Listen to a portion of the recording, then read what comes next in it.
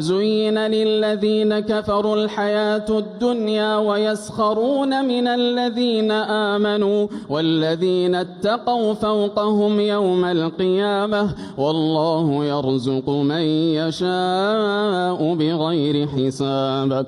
كان الناس أمة واحدة فبعث الله النبيين مبشرين ومنذرين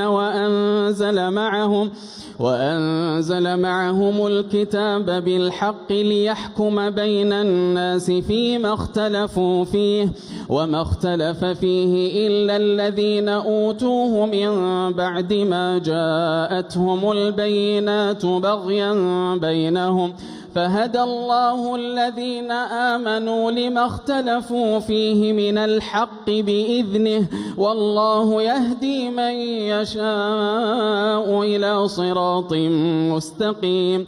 أم حسبتم أن تدخلوا الجنة ولما يأتكم مثل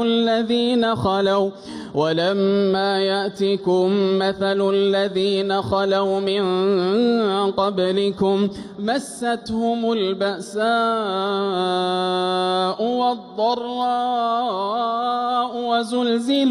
وزلزلوا حتى يقول الرسول والذين آمنوا معه متى نصر الله ألا إن نصر الله قريب.